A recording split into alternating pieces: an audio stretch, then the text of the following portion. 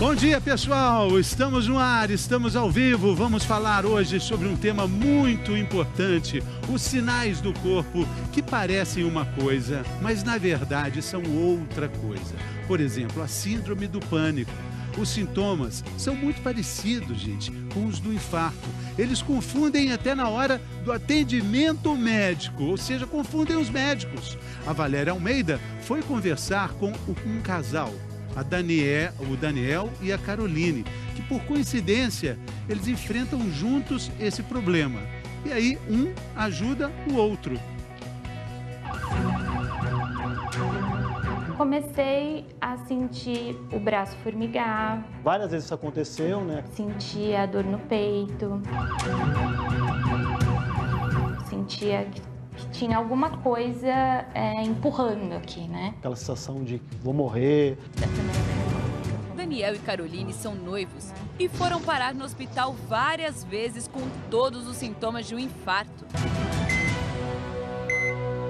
Formiga o braço, falta de ar. Aí chegava no pronto-socorro e não tinha mais nada. Quando o médico fazia todos os exames, aí eu já estava bem.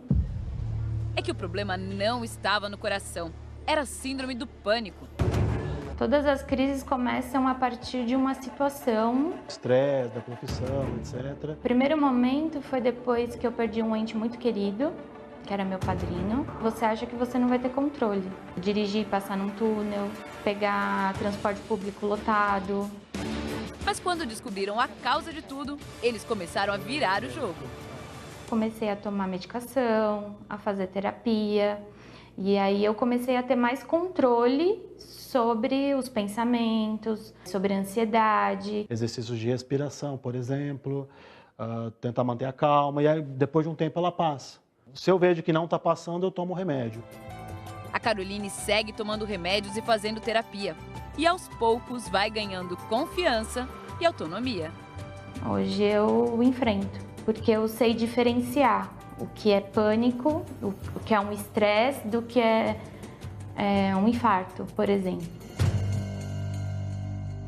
O problema é que só vem aumentando, muitas pessoas vêm sofrendo com isso, infelizmente, e a gente tem já uma participação do nosso auditório virtual. Vamos ver a pergunta.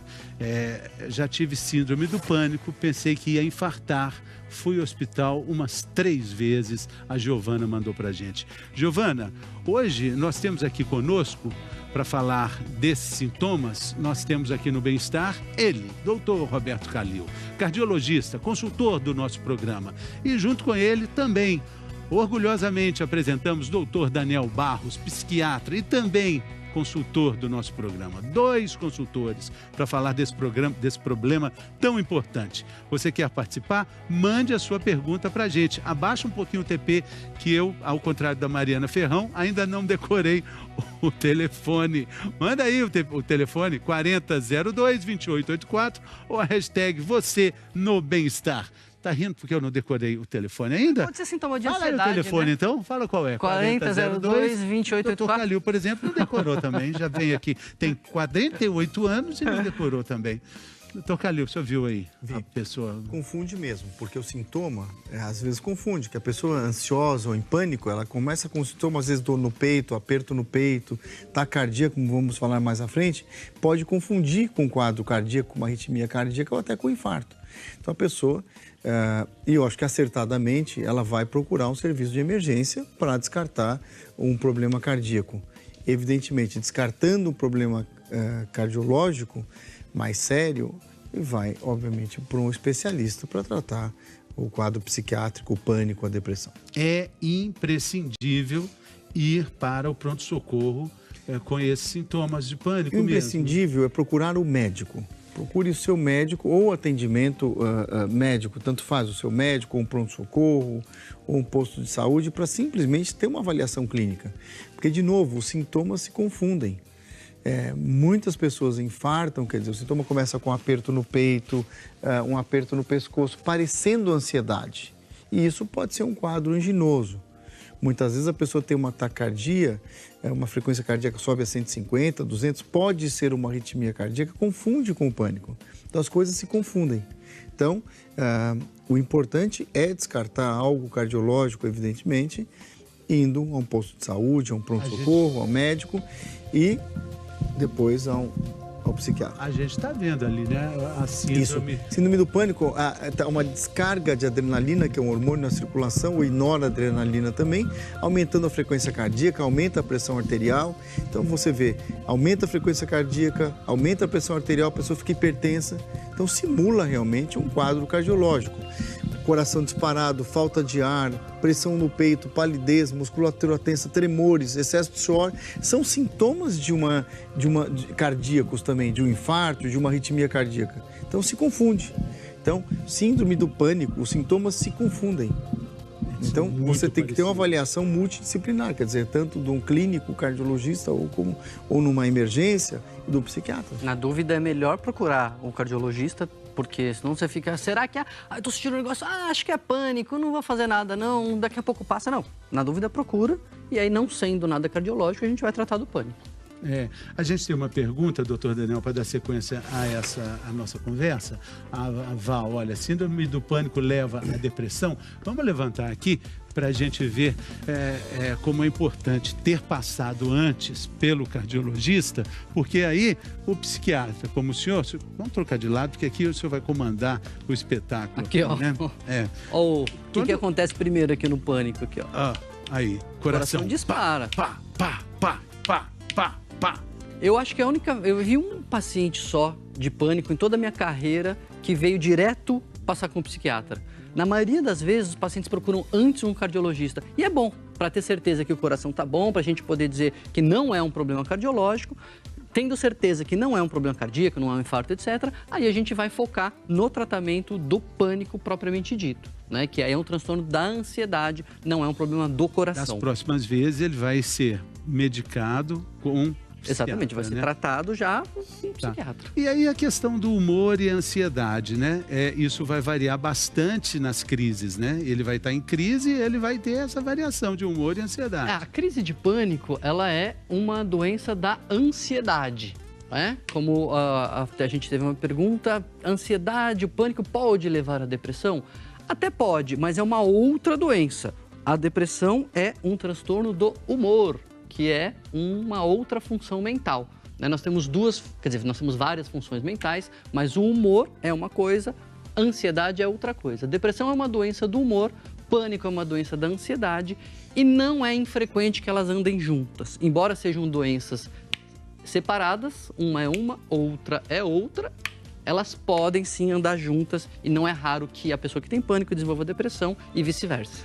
O sintoma insônia está junto com os dois, né? Então por isso o travesseiro está ali, né? Pânico e depressão, está na cama ali, né? Por isso a gente juntou os dois ali, doutor Daniel. E elas andam juntinhas. Eu costumo brincar que são primos, sabe? Não são primo e irmão. Pânico é primo e irmão da depressão. Porque imagina a pessoa com aquele ataque, com aquela sensação de falta de ar, com aquela angústia, com aquelas crises repetidas, ela vai ficando cansada, ela vai ficando chateada e, obviamente, ela pode desenvolver, sim, depressão. Então, a gente precisa estar atento aos dois sintomas.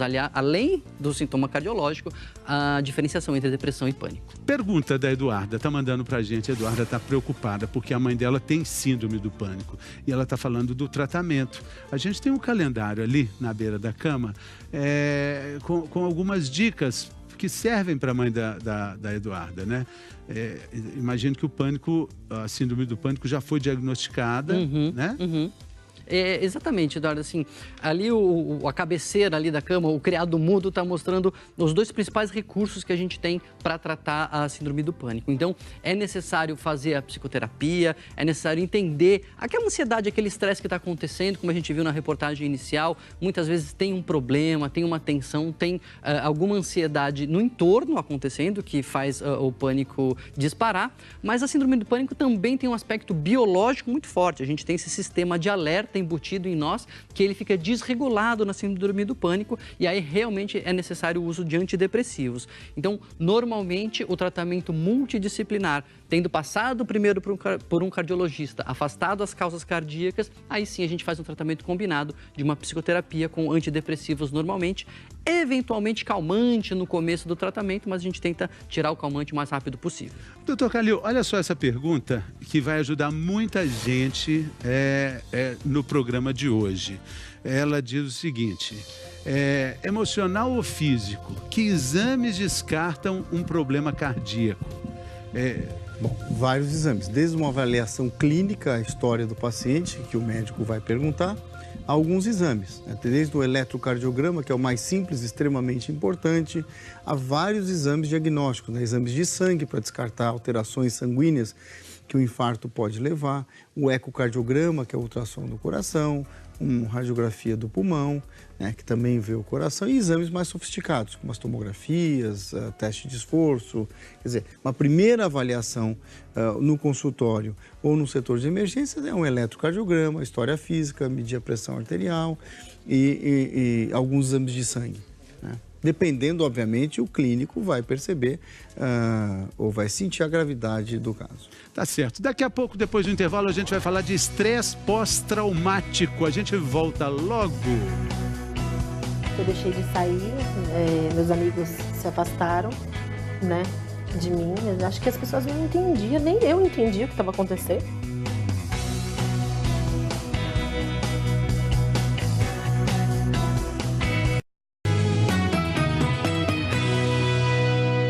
Estamos de volta! Estamos falando sobre depressão, estresse, e agora nós vamos falar sobre estresse, mas é o estresse pós-traumático. Michele Loreto. O acidente de carro aconteceu há 11 anos, mas só 4 anos depois ela percebeu que emocionalmente não tinha se recuperado. Desenvolveu estresse pós-traumático. Foi só depois que eu tinha que ver a pessoa que causou o acidente. Eu tive uma audiência na qual ele foi julgado. Aí foi que começou a desenvolver tudo. Muitas vezes, até pela característica do evento traumático, a intensidade com que aquilo é experimentado na hora do evento, a pessoa pode não se lembrar completamente das coisas que aconteceram ou deixar isso de uma forma um pouco encoberta. E alguns estímulos relacionados ao evento podem trazer isso à tona. No transtorno do estresse pós-traumático, a pessoa também pode apresentar alteração de humor, ter pensamentos negativos, ficar irritada e com insônia, sintomas parecidos com os da depressão. A Martina também melhorou fazendo tratamento com medicamentos e terapia. Também começou a meditar. Ela voltou a trabalhar como estilista, mas ainda não consegue sair de casa sozinha. Estou lutando, mas eu ainda preciso melhorar. Porque eu tenho muita coisa para viver, assim, né? Eu sou jovem.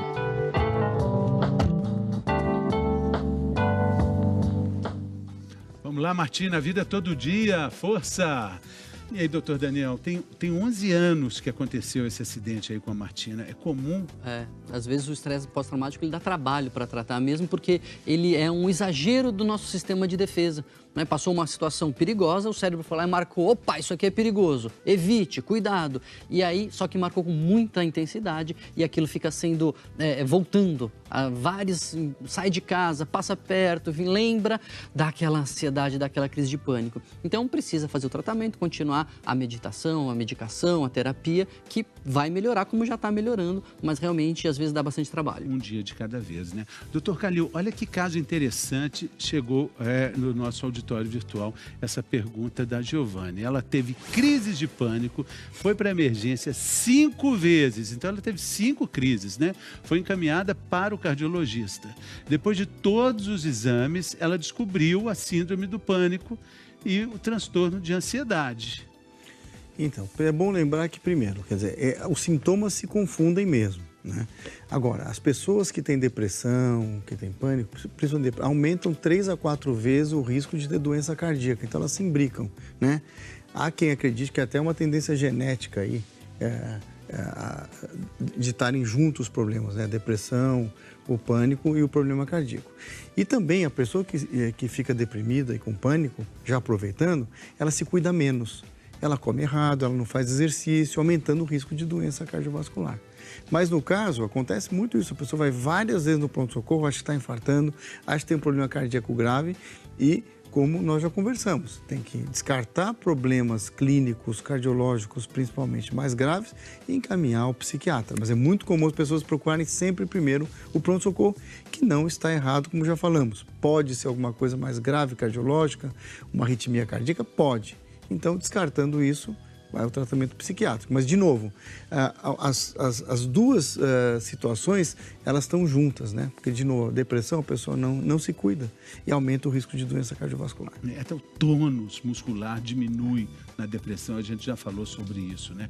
Tem uma pergunta, uma dúvida que vai ajudar a gente a continuar a conversa aqui. Olha só no nosso telão, doutor Daniel, café, energéticos, chocolate, tudo isso pode piorar o transtorno de ansiedade, a síndrome do pânico, a gente tem tudo aqui. Tudo na mesa. Vamos tomar um cafezinho, vamos tomar um energético. Só se não tiver ansioso, viu, Fernando? Porque, de fato, não é que é proibido, não é que é pecado usar essas substâncias, mas são estimulantes. E como a ansiedade é um fenômeno do nosso organismo que o cérebro está estimulado, quem tem síndrome do pânico, quem já tem a tendência à ansiedade, tomar essas substâncias que estimulam o cérebro pode sim piorar os sintomas. Tá certo. Mais uma dúvida, mais uma pergunta, mais uma participação. É o Wagner. Por que os antidepressivos causam vários efeitos colaterais no início do tratamento? O doutor Daniel vai responder daqui a pouco, depois do intervalo.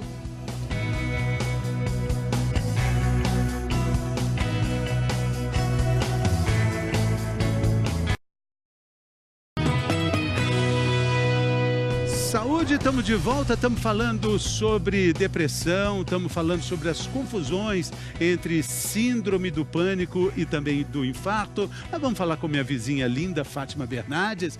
Eu vi que o auditório está agitadíssimo. Hoje você tem uma dupla aí fantástica, né, Fátima? Verdade, Fernando. Simone e Simária vão cantar pra gente, vão conversar, participar aqui, tá todo mundo ansioso. Simária já está aqui, Simone está chegando, está acabando de trocar de roupa.